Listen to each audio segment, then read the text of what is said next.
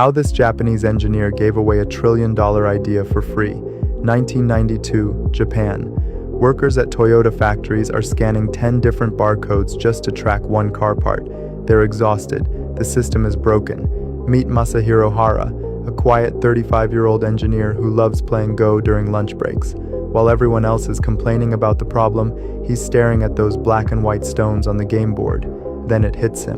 What if codes could work like Go? Not just left to right, but up and down too. More information, same space. For 6 months, Hara obsessively studies every piece of printed material he can find. Magazines, newspapers, flyers. He's hunting for the perfect pattern that scanners will never confuse with random text. Finally, he cracks it. The magic ratio.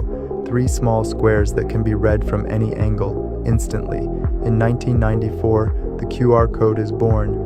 His company wants to patent everything and charge royalties. Here's where Hara makes the decision that shocks everyone. He gives it away, completely free.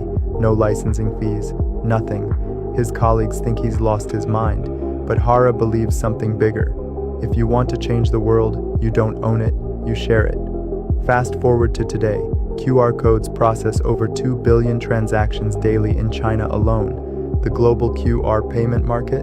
$35 billion and growing. That free decision just created the foundation of our cashless world. Sometimes the biggest wins come from giving everything away.